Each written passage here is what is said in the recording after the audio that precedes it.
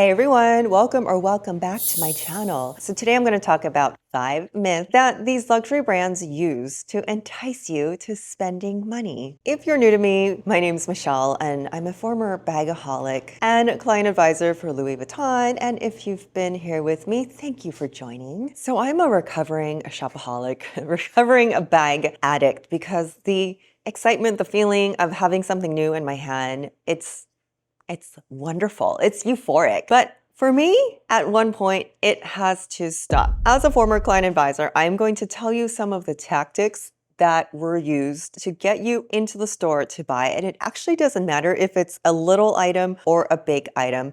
I am guilty of falling for a lot of this. So I'm at the point where the cycle can stop for me. And if I can help people out there decode all of this nonsense, that's what I'm here for. So let's get into it. These are the 5 luxury lies. Number 1, the bags are made by one artisan and takes 48 hours to make. That was actually the lie that they trained us at Louis Vuitton to tell each customer. If they were sitting there looking at a bag, we had to make this story about Louis Vuitton being created in 1854. And each bag takes 48 hours to make by one artisan. Now, there is truth to this if you are purchasing like a crocodile bag that costs $45,000. However, the average bag is made on the assembly line. And here are the pictures to prove it because I've seen it. I know this bursts people's bubble and you're probably staring at the screen getting really mad at me right now if you're about to purchase your first Louis Vuitton or if you're a fan of the brand. Now, put this together in your head. If there is a Louis Vuitton in almost every mall now and these Speedies, monograms are everywhere, how can one person just be sewing up those bags while you're in the store saying, how long is the wait list? Why can't I have it now? So the demand of these bags have definitely gone up, which has forced the production to be faster and faster. So these bags are made on an assembly line, just like most things, and there are quotas to be made. Everything.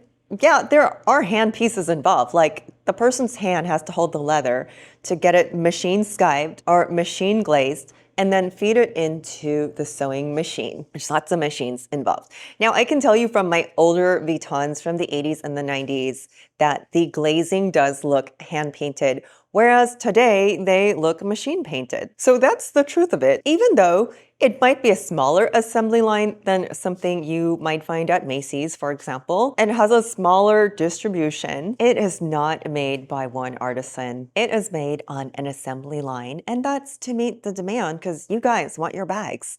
So honestly, you can't have it both ways. Does that justify the price tag? Now, we all know that in 2024 and 2025, Italian courts fined and found guilty these factories from Armani, Valentino, and Christian Dior. They found sweatshop-like conditions, undocumented workers working for dollars on the day compared to what these bags were made for. Christian Dior book tote cost $57 to make and sells for $3,500 USD in the store. So obviously the price of your bag does not justify the production costs. It does not go to one little artisan. It doesn't even barely goes to the workers. So where does it go? This feeds right into lie number 2, the luxury fashion house. Again, it's romantic. I have seen the documentaries of Coco Chanel and Christian Dior. Louis Vuitton built his atelier in 1854, Coco Chanel in 1910, Christian Dior in 1946, and they were couture. They were bespoke. They were for the wealthy, the top creme de la creme. And yes, I know, that is the idea, that is the feeling you want to feel now when you shop these luxury brands. I'm not going to call them luxury houses because they are not luxury houses, they are brands. Let me explain. Of course, we love the idea of these family-run maisons. It is what these luxury brand names were founded on, but Louis, Coco, and Christian Dior, they have moved on to the next dimension. So what happens to the name? These brand names now are owned by massive conglomerates, corporate conglomerates that are publicly traded. Louis Vuitton itself is under the Louis Vuitton Moet Hennessy umbrella, which houses all of these brands from Dior, Fendi, Tiffany and Company, Bulgari, and the list goes on and on. They are the biggest luxury conglomerate. Next is Kering, who owns Gucci, Saint Laurent, Bottega, and on and on. If you ever notice that one designer goes through all of these brands, this is why. Their boss up at the top just assigns them to the next brand. Okay, Tom Ford, go from Gucci to Saint Laurent. So here is the wizard behind the curtain. You might have heard of Bernard Arnault. Does he look like the fashion maven? Does he look like a fashion genius? He can barely put a suit together. So how is he the head of LVMH? This is how. In the 1980s, I believe he owned a conglomerate that had department stores, including Bon Marche, and that's when he found he could acquire the Christian Dior sinking ship for 1 franc. So he took that name. He knew there was equity in the name Christian Dior. So he took that brand and turned that ship around. Genius. Wonderful idea. With that, he saw that he could start to buy other fashion brands. And this worked for him. With that resume, he was able to partner with the Louis Vuitton family, headed at the time by Henri Racamier. They created Louis Vuitton Moet Hennessy. And because it's a publicly traded company, this is shady, but not illegal. Was not illegal at the time. He was able to buy up majority shares without his partner, Henri Racamier, head of Louis Vuitton, without him knowing, essentially sweeping the rug out from under his feet. And that is how he stole the Louis Vuitton brand from the Louis Vuitton family. This was the most ruthless corporate takeover of its time.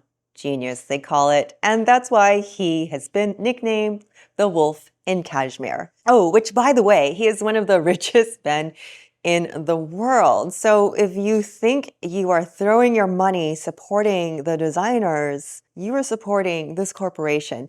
Now, when you are a publicly traded corporation, a publicly traded entity, their goal is to please the shareholders. Their goal is not the best of the best of fashion for innovation or even employee care or customer experience. Their goal is to squeeze every single dime they can out of the little people at the bottom and give it to those at the top. The purpose is not to be the fashion innovator and the fashion leader, although those components are present in here. There is a competition among the fashion houses, but that's not the goal of the corporate conglomerate. It is to be the money leader at any cost. The little fine of $4 million for those factories that were running illegally is a slap in the wrist. It's paid and it's swept under the rug because these conglomerates make billions. And that is from the purchases of your handbags. Okay, let's scale back to something a little more tangible. It's an investment.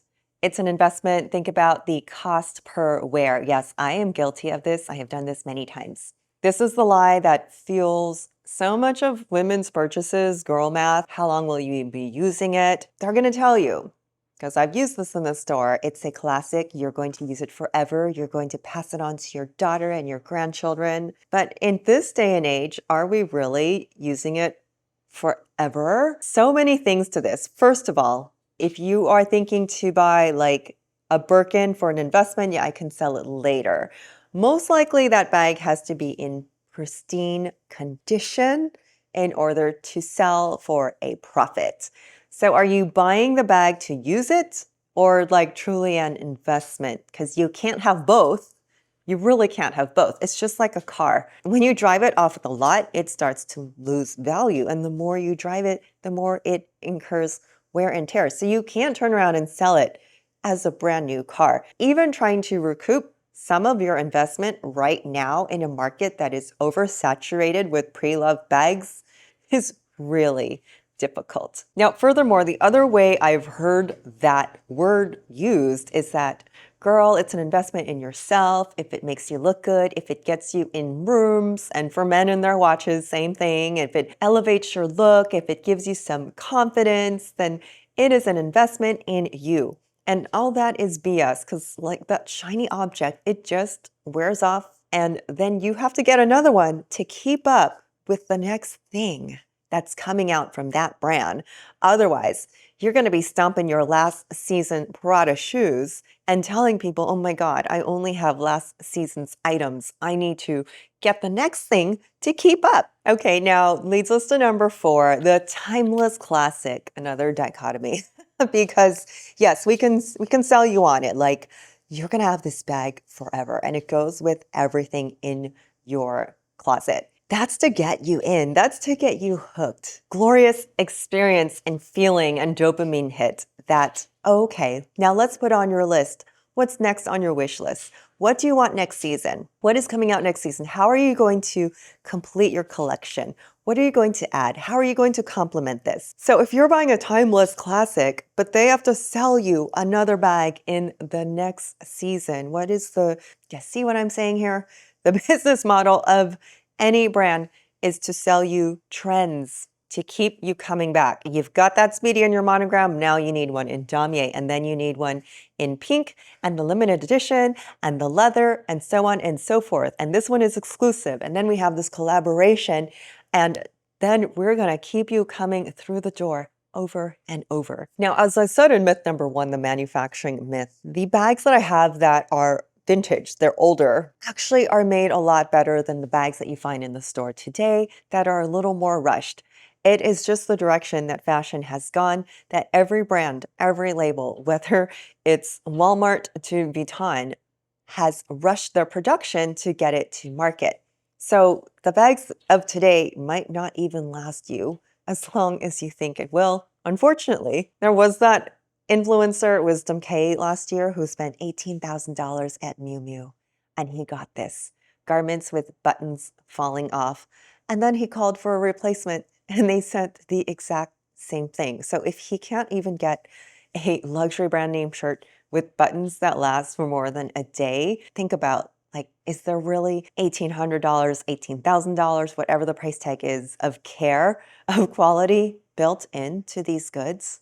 Maybe not. So this leads into the final luxury lie that we have been sold. And honestly, this might be a little too sensitive for some of you, so close your ears. It's the lie that these bags provide some kind of social currency, that they are markers of success and that you've made it, that you have to own one to fit into or get into rooms. Now, sadly, we've been trained, and we are still training this generation, that we are worth our things, that it is impressive if you spent money and bought one of these things. It doesn't matter if you're a billionaire and you have the money to spend, or if you put it on your credit card.